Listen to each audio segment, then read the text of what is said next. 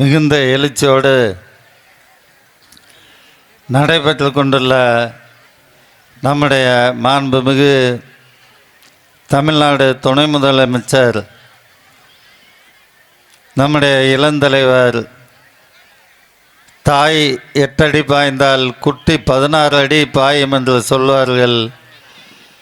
நம்முடைய இளந்தலைவர் அண்ணன் உதயநிதி அவர்கள் தளபதி 8 அடி பாய்ந்தால் 36 அடி பாயக்கூடிய இளந்தலைவராக நமக்கு கிடைத்துள்ள மிகப்பெரிய சொத்தாக கிடைத்துள்ளார். அவரை வாழ்த்தி தலைவர் கலைஞர் அவர்களின் உயிரினும் மேலான அன்பு உடன்பிறப்புகளை உங்கள் அத்தனை பேருக்கும் உங்கள் பாதம் தொட்டு பணிவோடு வணக்கத்தை தெரிவித்து கொண்டு நம்முடைய மாண்புமிகு அமைச்சர் பெருமக்கள் பேச வேண்டும். கொட்டுகின்ற பணி, அந்த பணியிலும் இவ்வளவு திரளான ஒரு கூட்டம் நம்முடைய தாய்மார்கள் கூடியுள்ளார்கள் என்றால் அது எதை எடுத்து காட்டுகிறது என்றால், எப்போது தேர்தல் வந்தாலும் தமிழ்நாட்டின் முதலமைச்சராக நம்முடைய மாண்புமிகு தலைவர் தளபதி அவர்களை தமிழ்நாட்டு மக்கள் தேர்ந்தெடுக்க தயாராகிவிட்டார்கள் என்பதற்கு கட்டியங்கூறுகின்ற காட்சி தான் இந்த காட்சி. இந்த பணியில் விஜயபாஸ்கரால் நடத்த முடியுமா? அண்ணன் கவிதை அவர்கள் சொன்னார்கள், நம்முடைய முதலமைச்சர் தலைவர் தளபதி அவர்களிடம் ஒரு தொகுதி மட்டும்தான் கொஞ்சம் கஷ்டம்னு சொன்னேன்னு. அண்ணன் கவிதை அவர்களுக்கும் இங்கே உள்ள அனைவர்களுக்கும் ஒரு உறுதியை தருகிறேன். நம்முடைய 6 சட்டமன்ற தொகுதிகளில் நிச்சயம் இன்றே தேர்தல் வைத்தாலும் வெற்றி பெறப் போகின்ற தொகுதி விராலிமலை சட்டமன்ற தொகுதி என்பதை அந்த தொகுதி மக்கள் விஜயபாஸ்கரை வீழ்த்துவதற்கு தீர்ப்பெழுத நாளை எதிர்பார்த்து கொண்டிருக்கிற காலம்தான் இந்த காலம். எனவே விஜயபாஸ்கர் கண்டிப்பாக நிச்சயமாக வீழ்த்தப்படுவார். அந்த உறுதியை விராலிமலை மக்கள் எடுத்து நாளாகிவிட்டது என்பதை சொல்லி, நம்முடைய மாண்புமிகு இளந்தலைவர் அண்ணன் உதயநிதி ஸ்டாலின் அவர்கள் இந்த நம்முடைய தமிழ்நாட்டுக்கும் மட்டுமல்லாமல் இந்திய நாட்டுக்கே வழிகாட்டியாக, நம்முடைய இளைஞர்களுக்கு வழிகாட்டியாக திகழ்கின்ற ஒரு தலைவர் தான். எல்லோரும் சொன்னார்கள், சனாதனத்தை பற்றி அவர் ஒரு கருத்தை சொன்னார். எத்தனையோ வடநாட்டு தலைவர்கள்லாம் நீதிமன்றத்துக்கு போனாங்க, சங்கிகள்லாம் போனாங்க. ஏன் நம்முடைய இந்தியா கூட்டணியில் உள்ள ஒரு முதலமைச்சர் கூட அந்த கருத்துக்கு எதிரான கருத்தை வைத்தார். ஆனால் நம்முடைய அனைத்து நீதிமன்றத்திலும் நம்முடைய இளந்தலைவர் தான் வெற்றி பெற்றார். அவர் சொன்ன கருத்தை பின்வாங்கவில்லை. கடைசி வெற்றி நம்முடைய இளந்தலைவர் அண்ணன் உதயநிதிக்கு தான் கிடைத்தது. அப்படிப்பட்ட முன்வைத்த காலை பின்வைக்காத தலைவர் நம்முடைய இளந்தலைவர் அண்ணன் உதயநிதி அவர்கள் பல்லாண்டு காலம் வாழ வேண்டும், நம்மையும் இந்த மண்ணையும் ஆள வேண்டும் என்று வாழ்த்தி தந்த வாய்ப்புக்கு நன்றியை சொல்லி, தமிழகத்தினுடைய தன்னிகரலாத இளந்தலைவர், இந்தியாவில் இருக்கிற இளைய தலைவர்களில் இன்னும் 50 ஆண்டு காலத்திற்கு இந்த நாட்டையும் மொழியையும் இனத்தையும் கட்டி காக்கக்கூடிய அன்பு தலைவர் கலைஞருடைய பேரப்பிள்ளையாக, ஆருயிரண்ணன் தளபதியுடைய வீரப்பிள்ளையாக திராவிட முன்னேற்ற கழகத்திற்கு கிடைத்திருக்கிற அற்புத தலைவர், இயக்கத்தின் இளந்தலைவர், தமிழகத்தினுடைய துணை முதலமைச்சர் அண்ணன் உதயநிதி ஸ்டாலின் அவருடைய பிறந்தநாள் விழாவை நம்முடைய திராவிட முன்னேற்ற கழகத்தின் கோட்டையாக இன்றைக்கும் போற்றி புகழப்படுகிற தஞ்சை மாவட்டத்திலிருந்து நான் வருகை தந்தாலும் தஞ்சையில் இருக்கிற நான் மிரண்டு பாராட்டி புகழக்கூடிய ஒரு தளத்தை அமைத்து இயக்கப்பணி ஆற்றுகிற புதுக்கோட்டை வடக்கு மாவட்டத்தில் புதுக்கோட்டை தெற்கு ஒன்றியத்தில் நடைபெறுகிற மாநாடா, மகளிர் மாநாடா, வெற்றி கூட்டமா, நன்றி அறிவிப்பு கூட்டமா, அல்லது நாளைய தினம் தேர்தல் வந்தாலும் புதுக்கோட்டை தொகுதி உதயசூரியன் நின்றது வென்றது என்ற வெற்றி செய்தியை அறிவிக்கிற கூட்டமா என்று எழுச்சியோடு குழுமி இருக்கிற இந்த நிகழ்ச்சியினுடைய தலைவர், மாவட்ட கழகத்துடைய செயலாளர், மாவட்ட கழகத்துடைய மகத்தான செயலாளர், தலைவர்கள் முதல் தொண்டர்கள் வரை நேசிக்கின்ற ஒரு நல்ல மனப்பான்மையை பெற்று அரசு வழக்கறிஞராக மக்கள் பணி ஆற்றக்கூடியவராக திராவிட முன்னேற்ற கழகத்தை எஃகு கோட்டையாக நம்முடைய மாவட்டத்தில் மாற்றி வருகிற எனது ஆருயிர் அண்ணன் பண்பாளர் கே செல்லபாண்டியன் அவர்களே, கலைஞரின் உயிருக்கும் மேலான அன்பு உடன்பிறப்புகளே, அனைவருக்கும் வணக்கம். இந்த ஒற்றை சொல்லில்தான் 80 ஆண்டுகள் அரசியலை தன் கைவிரலில் வைத்து அரசியல் செய்தார் முத்தமிழறிஞர் டாக்டர் கலைஞர். கலைஞர் இல்லாத மேடை இல்லை, பேசாத செய்தி இல்லை, எழுதாத வரலாறு இல்லை. உலக பூபாலத்தில் எத்தனை கோடி தமிழர் இருந்தாலும் அத்தனை கோடி தமிழர்கள் உள்ளத்தில் நீக்கமற இடம் பிடித்த ஒரு தமிழ் தலைவன் உண்டு என்றால் அதில் முதல் தலைவர் டாக்டர் கலைஞர். டாக்டர் கலைஞர் என்ற கம்பீர தலைவர். அந்த படைவரிசைதான் அவர் காலம் தொடர்ந்து இயற்கை எய்தினாலும் இன்றைக்கு நம்முடைய முதலமைச்சர், துணை முதலமைச்சர், மாண்புமிகு சட்டத்துறை அமைச்சர், மாண்புமிகு பிற்படுத்தப்பட்டவர்கள் அமைச்சர், மாண்புமிகு அண்ணன் செல்லபாண்டியன், மாண்புமிகு அண்ணன் மு.க. ராமகிருஷ்ணன் உள்ளிட்ட மூத்த முன்னோடிகளால் இயக்கம் கட்டி காக்கப்பட்டு தூக்கி நிறுத்தப்படுகிறது என்று சொன்னால் பவளவிழா கடந்து 76 ஆண்டை தொட்டு இருக்கிற நம்முடைய திராவிட முன்னேற்ற கழகம் 596 ஆண்டு வரை தமிழகத்தில் எந்த கொம்பனாலும் அப்புறப்படுத்த முடியாத கட்சி என்பதை இன்றைக்கு புதுக்கோட்டை தெற்கு ஒன்றியம் கொட்டுகிற பணியிலே இங்கு கூர்மை காட்டியிருக்கிறது. அருமை அண்ணன் கவிச்சோடர் பேசும்போது சொன்னார், வெற்றி பெறுவது உறுதி புதுக்கோட்டை, அது வெற்றி பெறுவதை உறுதி செய்வதற்கு இந்த கூட்டம் நடக்கிறது என்று சொன்னார். இந்த புதுக்கோட்டை மாவட்டத்தினுடைய சிறப்புகளை சொன்னார். அருமை அண்ணன் அமைச்சர் மெய்யநாதன் அவர்கள் என்னை பற்றி பெருமைப்படுத்தி சொன்னார். முதலமைச்சருடைய உள்ளத்தில் குடியிருக்கிற தொண்டன் என்று என்னை கூர்ந்துவிட்டி சொன்னார்.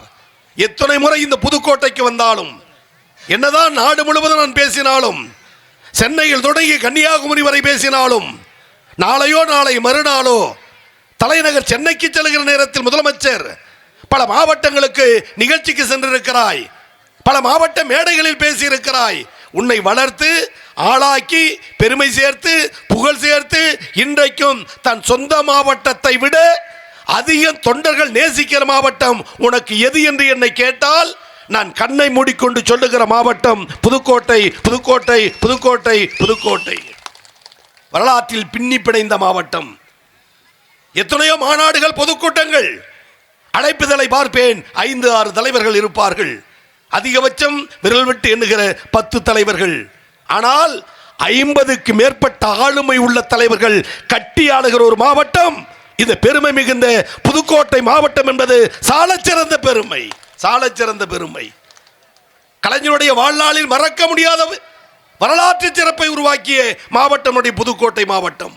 அந்த மாவட்டத்தில் மாவட்ட செயலராக அண்ணன் செல்லபாண்டியன் எம்எல்ஏ அல்ல, எம்பி அல்ல, வாரிய தலைவர் அல்ல. ஆனால் ஒரு அமைச்சரோ ஒரு வாரிய தலைவரோ எந்த அளவிற்கு வலிமையோடு ஒரு மாவட்ட கழகத்தை வழிநடத்த முடியுமோ அதைவிட பன்மடங்கு ஒரு மாவட்டத்தை வழிநடத்துகிற வல்லமை வழக்கறிஞர் அருமை அண்ணன் செல்லபாண்டியனுக்கு உண்டு. அவருடைய தந்தையார், அவருடைய தாயார் அவருக்கு செல்லபாண்டி என்று பெயர் வைத்தார்கள். காரண பெயரா இயற்பெயரா நான் அறியேன். அவர் வைத்தது இயற்பெயர். ஆனால் எல்லோருடைய உள்ளத்திலும் செல்லமாக அண்ணன் பாண்டியன் இருக்கிற காரணத்தால் செல்லபாண்டியன் என்ற இயற்பெயர் உங்களுக்கு ஏக பொருத்தம். இன்றைக்கு திராவிட முன்னேற்ற கழகத்தினுடைய வளர்ச்சி, அரசியலில் இருக்கிற ஈர்ப்பு, அண்ணன் மெய்யநாதன் போன்றவருடைய, அண்ணன் கவிதை போன்றவருடைய உழைப்பு. அண்ணன் கவிதை அவர்கள் பேச வரும்போது எனக்கு ஒரு வேஷ்டி அணிவித்து விட்டு அடுத்து அண்ணன் கலைமூர்த்தி அண்ணனை நாடி தேடி சென்றார். நான் நினைத்தேன், எந்த கால்கள், எந்த தொண்டனின் கால் இந்த இயக்கத்தின் இருப்பு கருப்பு சிவப்பு கொடியை உயர்த்தி பிடித்ததோ அந்த தலைவன் மூளையில் உட்கார்ந்தாலும் அவரை தேடி சென்று வணங்குவதை போல் திமுக கழகத்தை போல் வேறு எந்த கட்சியில் இந்த இருப்பு உண்டு, கொள்கை உண்டு, லட்சியம் உண்டு? இன்றைக்கு 100 ஆண்டு கடந்த திராவிட இயக்கம், 76வது ஆண்டில் திராவிட முன்னேற்ற கழகம், இந்த வரலாற்று பெருமை வேறு யாருக்காவது உண்டா? ஆனால் இன்றைக்கு தேர்தல் நெருங்க நெருங்க அரசியலிலே வியாபாரிகளாக வரக்கூடியவர்கள், ஏஜென்ட்டுகளாக வரக்கூடியவர்கள், நாடக நடிகர்கள், சினிமா நடிகர்கள் வேஷம் போடுகிறார்கள். ஆட்சிக்கு வருவார்களாம், நாட்டை ஆளுவார்களாம். 70 ஆண்டுகால வரலாற்று சொந்தக்காரன் தமிழகத்தில் பட்டு போய் விடுவானாம். அது எப்படி முடியும் என்று தெரியாத விஷயம்தான் இன்றைக்கு நம்மை நாமே ஆட்கொண்டிருக்கிறது. மேடையில் விட்டிருக்கிற எங்கள் ஆளுமை மிக்க தலைவர்களை விட இந்த நாட்டிற்கு உழைத்த தலைவர்கள் யார்? திமுக சந்திக்காத சோதனையா, வேதனையா? ஆனால் நம்முடைய துணை முதலமைச்சர் அருமை அண்ணன் உதயநிதி அவருடைய பிறந்தநாள் விழாவை புதுக்கோட்டையில் விழாக்கோலமாக கொண்டாடுகிறோம் என்று சொன்னால், வாழும் கலைஞராக வாழுகிற இளையவர் கலைஞருடைய பேரப்பிள்ளை அண்ணன் உதயநிதி ஸ்டாலின் அவர்கள் சனாதானத்தை எதிர்த்து எவ்வளவோ அச்சுறுத்தல், மிரட்டல் பின்வாங்கவில்லை. மாறாக கொண்ட கொள்கையில் உறுதியாக இருந்தார். நாடாளுமன்ற தேர்தலுக்கு முன்பு அரசியலின் முன்னோடிகளுக்கு தெரியும், 400 இடங்கள் பிஜேபி, தனித்த மெஜாரிட்டி பிஜேபி, 3வது முறையும் ஆட்சி அமைப்பது பிஜேபி என்று பேசப்பட்ட நேரத்தில் நம்முடைய தமிழகத்தில் நாடாளுமன்ற தேர்தல், பாண்டிச்சேரி உள்ளிட்ட 40 தொகுதிகளில் முதலமைச்சருக்கு அடுத்து பிரச்சாரத்தை கையில் எடுத்த ஒரு இளந்தலைவர் இன்னைக்கு பிறந்த நாள் விழா காணுகிற அண்ணன் உதயநிதி ஸ்டாலின் அவர்கள். முதலமைச்சர் மதுரையிலிருந்து புறப்பட்டால் அண்ணன் உதயநிதி சென்னையிலிருந்து புறப்படுவார். முதலமைச்சர் திருத்தணியிலிருந்து புறப்பட்டால் துணை முதலமைச்சர் கன்னியாகுமரியிலிருந்து புறப்பட்டுவார். இந்த இரு தலைவருடைய பிரச்சாரம், குறிப்பாக அண்ணன் உதயநிதியினுடைய பிரச்சாரம் ஒரு ஒற்றை செங்கல்லை கையில் வைத்துக் கொண்டு மதுரையின் எய்ம்ஸ் செங்கல் இங்கே, எய்ம்ஸ் கல்லூரி எங்கே என்ற கேள்வியை கேட்டு 400 இடங்களில் தனித்தாட்சி என்று கருதிய பாஜகவை மைனாரிட்டி ஆட்சியாக பாராளுமன்ற தேர்தலில் தோல்வியடைய வைத்த பெருமை வெற்றி வீரர் இளந்தலைவர் அண்ணன் உதயநிதி ஸ்டாலினுக்கு உண்டு. 40க்கு 40. இன்றைக்கும் அறிவிக்கிறேன், பத்திரிகையாளர்கள் சூழ்ந்திருக்கிற காலத்தால் சொல்கிறேன், மோடி, அமித்ஷா, டெல்லிக்கு நீ ராஜாவாக இருந்தாலும் தமிழ்நாட்டில் நீ பூஜ்ஜியம் என்பதை நிரூபித்த தலைவர் அண்ணன் உதயநிதி ஸ்டாலின் என்பது எங்களுக்கு கிடைத்திருக்கிற பெருமை. எங்களுடைய வழி எப்படி, வழித்தோன்றல் எப்படி? இன்றைக்கு மேடையில் பேசுபவன் யாராக இருந்தாலும் ஒருமையில் பேசுவது, ஒரு உயர்ந்த தலைவரை கொச்சைப்படுத்துவது, நக்கல் பண்ணுவது திமுக மேடைகளில் பேசாத பேச்சுகளா? நாங்கள் சந்திக்காத அவமானங்களா? எதிரே இருக்கிற எங்கள் அண்ணன்மார்களுக்கு தெரியும், ஒரு காலத்தில் எந்த சினிமாவை காரணம் காட்டி கவர்ச்சியால் நாட்டை ஆள துடிக்கிறாயோ அதே திரையுலகம் நாட்டிலே பண்பாட்டு புரட்சி உருவாக்கியது, திராவிட சிந்தனையை வளர்த்தது, திருக்குறளை வளர்த்தது, தமிழினுடைய மேன்மைக்கு பயன்பட்டது. ஐயா NS கிருஷ்ணன் கலைவாணர் தீனா மூனா காணா என்ற ஒரு பாடல் பாடுவார் சினிமாவிலே. பாடல் வரி என்ன? தீனா மூனா காணா. மறுநாள் சென்சார் போர்டில் அழைத்து கேட்டார்கள் கலைவாணரை, தீனா மூனா காணா என்று பாடுகிறீர்களே, அது என்ன திராவிட முன்னேற்ற கழகமா என்று. கலைவாணர் சிரித்து கொண்டே சொன்னார், தீனா மூனா காணானா உங்களுக்கு திமுக தான் தெரியுதா? தீனா மூனா காணானா திருக்குறள் முன்னணி கழகம், இது திருக்குறள் முன்னணி கழகம் என்று புத்துணர்ச்சியோடு அந்த பாடலை பாட வைத்தவர் கலைவாணர் NSK என்ற தங்கமான மாமனிதர். எப்பேற்பட்ட அவமானங்களை சந்தித்திருப்போம் மேடையிலே.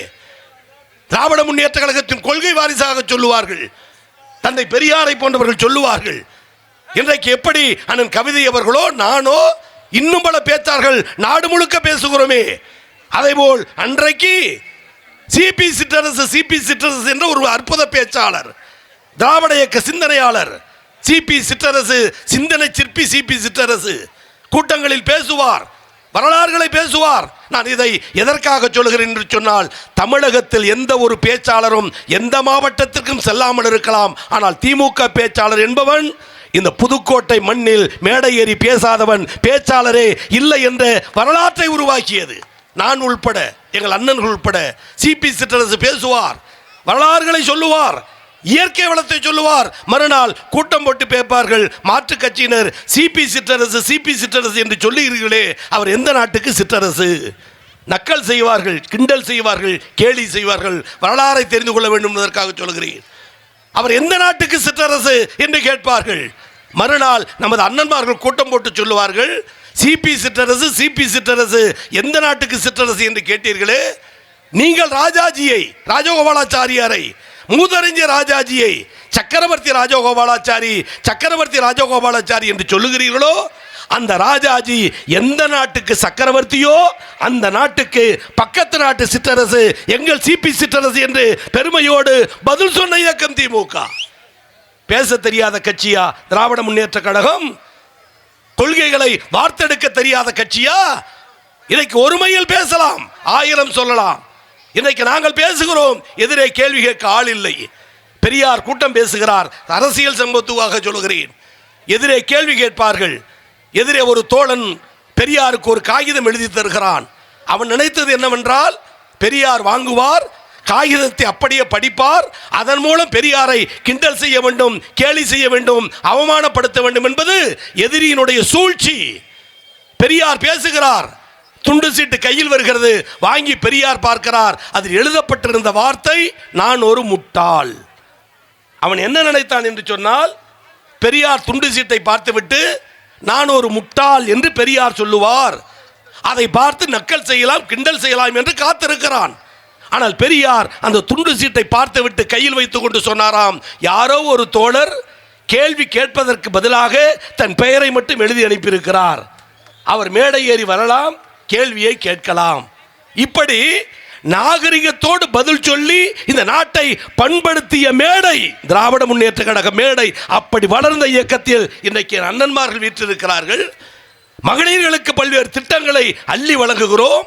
அகில இந்திய அரசியல் இன்றைக்கு என் சகோதரிகள் நிரம்ப இருக்கிற காலத்தால் கேட்கிறேன், 100 நாள் வேலை திட்டத்திற்கு முட்டுக்கட்டை போட்டது யார்? ஒரு நாட்டை ஆளுகிற பிரதமர் இன்னும் பல திட்டங்களை நாட்டு மக்களுக்கு வழங்க வேண்டுமா, அல்லது திட்டத்தை குப்பை தொட்டியில் தூக்கி போட வேண்டுமா? இன்றைக்கு மகாத்மா காந்தி என்ற பெயரில் இருந்த 100 நாள் வேலை திட்டத்தை பெயர் மாற்றம் செய்திருக்கிறாய். வேளாண் கருப்பு சட்டத்தை கொண்டு வந்தாய், போராடி இருக்கிறோம்.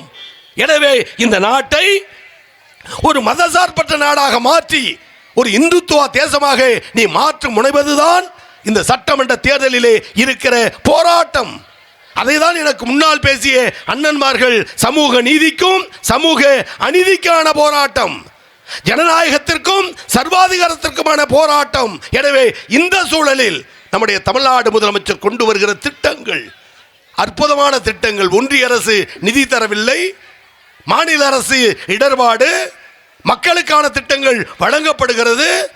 1,13,00,000 பேருக்கு வழங்கினோம், இப்போது 1,30,00,000 பேருக்கு வழங்குகிறோம். அதையும் மீறி முதலமைச்சர் சொன்னார், விடுபட்டிருக்கிற பெண்கள் யாராவது இருப்பீர்களேயானால் அவர்களுக்கு தொடர்ந்து வழங்கப்படும் என்று. விட்டு போன மனுக்களையும் பெற்றுக்கொள்ளுகிற தலைவர் நம்முடைய முதலமைச்சர் என்று சொன்னால் இந்த திட்டத்தை போல் இந்தியாவில் எந்த மாநிலத்தில்.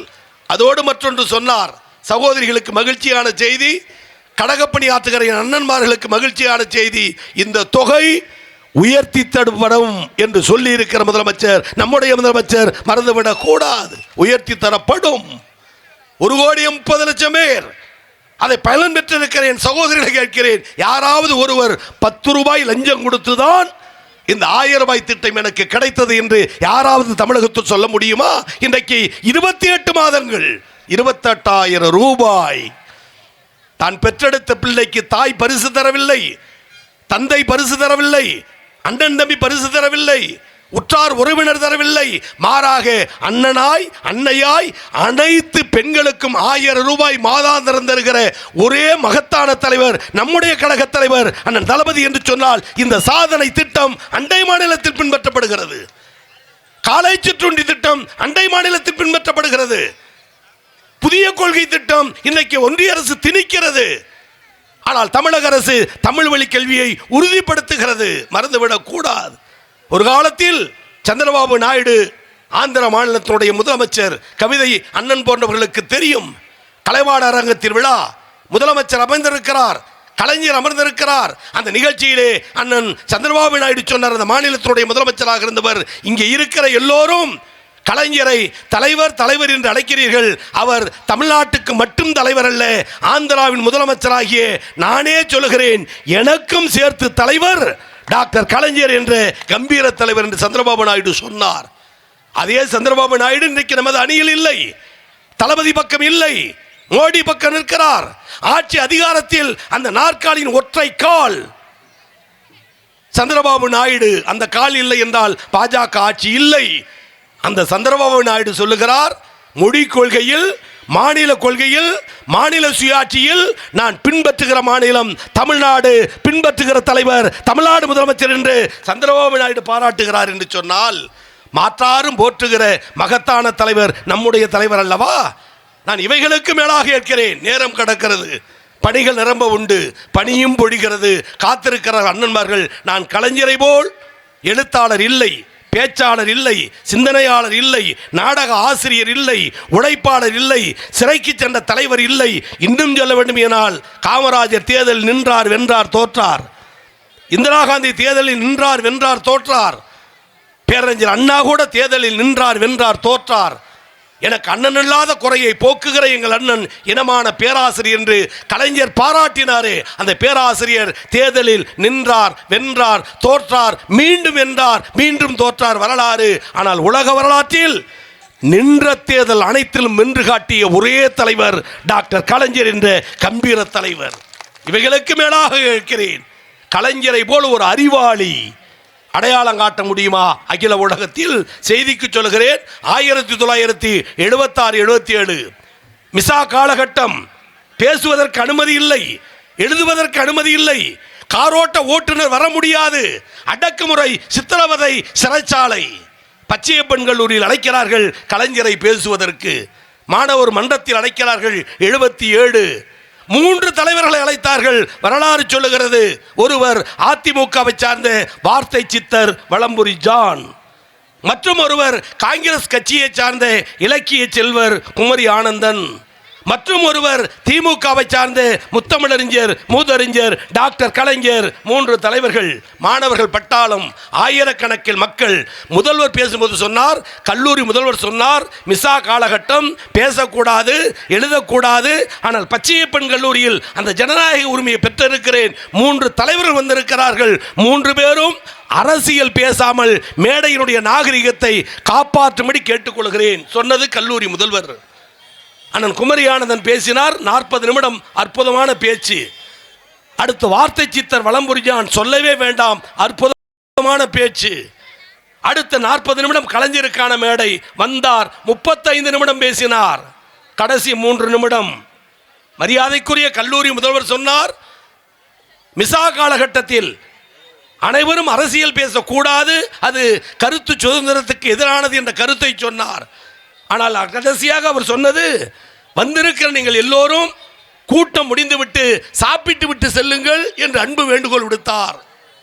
கடைசி 3 நிமிஷம், வந்திருக்கிற நீங்கள் எல்லோரும் சாப்பிட்டு விட்டு தான் போக வேண்டும் என்று அன்பு வேண்டுகோள் விடுத்தார். நான் பேச்சியின் முடிவில் சொல்லுகிறேன், வந்திருக்கிற நீங்கள் அனைவரும் முதல்வர் சொன்னதை போல், கல்லூரி முதல்வர் சொன்னதை போல் இருந்து சாப்பிட்டு விட்டு, கையை நன்றாக கழுவி விட்டு, இலையை குப்பை தொட்டியில் போட்டுவிட்டு மகிழ்ச்சியாக செல்லுமாறு கேட்டுக்கொள்கிறேன். கடைசி 2 நிமிடத்தில் 2 கட்சியை நோவேர் பண்ணிய ஒரே தலைவர் மேடையிலே டாக்டர் கலைஞர் என்ற கம்பீர தலைவர். பேச தெரிந்த கட்சி திமுக, கொள்கை பேசப்பட்ட கட்சி திமுக. இன்றைக்கு அறிவிக்கிறேன், பெரியார் இல்லை, அண்ணா இல்லை, கலைஞர் இல்லை. இந்த இருவரின் மூவரின் வாரிசாக எங்கள் தலைவரும் இளந்தலைவரும் இந்த தமிழகத்தில் கிடைத்தவரை இன்னும் 100 ஆண்டுகள் ஆனாலும் திமுக கழகத்தை எந்த கொம்பனாலும் தொட்டு பார்க்க முடியாத நிலையில்தான் இன்றைக்கு மோடி போன்றவர்கள் இந்த இயக்கத்தை எதிர்க்கிறார்கள். எனவே இறுதி நிலை என் அண்ணனுக்கு சொல்லுவேன். அண்ணன் கவிதை அண்ணன் சொல்லுவார், அண்ணன் செல்லவாணியை வைத்துக் கொண்டு 6 தொகுதிகள் புதுக்கோட்டை மாவட்டம், 2 அமைச்சர்கள் கட்டி ஆளுகிறார்கள், 6 தொகுதியும் வெற்றி தொகுதியாக தருவேன் என்று சொன்னீர்களே எங்கள் அண்ணனே, அண்ணன் செல்லபாண்டியன் அவர்களே. 6 தொகுதியில் 7வது தொகுதி திருவிடைமருதூர் தொகுதியிலும் உங்களுடைய தேர்தல் பொறுப்பாளர் எனக்கு களப்பணி ஆற்றுகிறார். எனக்கு ஒரு ஆசை, இந்த ஊரை போல் 10 ஊர் என் தொகுதிக்கு அனுப்புங்கள், இன்னும் கூடுதல் ஓட்டு பெற்று வெற்றி பெற வாய்ப்பாக இருக்கும். எனவே 6 தொகுதி புதுக்கோட்டை வெற்றி, எளிய தொண்டன் கோவிசெலியின் வெற்றியும் அதில் அடங்குவதற்கான களத்தை அமைக்கிற அண்ணன்மார்கள் இந்த பகுதியிலே. அருமையண்ணன் கவிதை அவர்கள் சொன்னார், கோவி செழியன் குடிசையில் பிறந்த தொண்டன், இளைஞரணி தொண்டன், பின்புலம் இல்லாதவன். நான் உங்களை உற்று உற்று பார்க்கிறேன், உங்கள் மகிழ்ச்சியை பார்க்கிறேன். என்னை பாராட்டும் போது, பெருமைப்படுத்தும் போது, கரவொலி எழுப்பி என்னை உற்சாகப்படுத்துகிறீர்கள் என்று சொன்னால், கோவி செழியன் என்று தனி மனிதனுக்கு அல்ல, அவன் கொண்ட கொள்கைக்கு புதுக்கோட்டை மாவட்டம் தருகிற நற்சான்று பத்திரம். சாதாரண ஒரு ஓலை குடிசையில் பிறந்த எளிய தொண்டன், 35 ஆண்டு காலம் பேச்சாளர். அண்ணன் மதியை பார்க்கிற பொழுது, பாலுவை பார்க்கும் போது, அண்ணன் கவிதையை பார்க்கிற பொழுது, அண்ணன் பெரியண்ணன் காலம் கொறடாவாக இருந்தாரே, அண்ணன் பெரியண்ணன் அரசு காலம், அண்ணன் அமைச்சர் காலம், அண்ணன் செல்லபாண்டியன் காலம், இப்படி தொடர்ந்து இந்த புதுக்கோட்டை மாவட்டத்தில் நான் பேசாத ஒன்றியம் இல்லை, பேசாத ஊர் இல்லை. அந்த அளவிற்கு சுற்றி சுற்றி ஒரு கூட்டம் பேசிய ஒரு பேச்சாளரை தஞ்சை மாவட்டம் திருவிடைமருது தொகுதியில் 2011, 2016, 2021 3 முறை ஒரே தொகுதியில் ஒரு ஓலை குடிசையில் பிறந்த ஏழை தொண்டனுக்கு வாய்ப்பு தந்து வெற்றி பெற வைத்து 10 ஆண்டுகள் எதிர்கட்சி, அடுத்த 3.5 ஆண்டுகள் அரசு கொறடா. இன்றைக்கு அமைச்சர்களில் எந்த சமூகத்திற்கு கல்வி இல்லை என்றார்களோ, எந்த ஜாதி படிக்க கூடாது என்றார்களோ, ஒருவேளை படித்து விட்டால் அவன் காதில் ஈயத்தை காய்ச்சி ஊத்து என்றார்களோ மனுதர்மத்தால், அப்படி புறந்தள்ளப்பட்ட, அவமானப்படுத்தப்பட்ட சமூகத்தில் பிறந்த ஏழை தொண்டன் கோவி செழியன் தமிழக அரசின் உயர்கல்வித்துறை அமைச்சர் என்ற நிலையை முதலமைச்சர் வழங்கினார் என்று சொன்னால், நான் பணிவோடு கேட்கிறேன், தனிப்பட்ட கோவி செழியனுக்கு அல்ல, கொண்ட கொள்கையில் உறுதியாக இருக்கிற எல்லோருக்கும் எல்லாம், அனைவருக்கும் அனைத்தும் என்று எண்ணுகிற அந்த முதலமைச்சர் தான் 2026 கோட்டை ஏற வேண்டும். அது புதுக்கோட்டை படிக்கட்டாக இருக்க வேண்டும் என வாழ்த்தி அனைவருக்கும் நன்றி சொல்லி முடிக்கிறேன். நன்றி, வணக்கம்.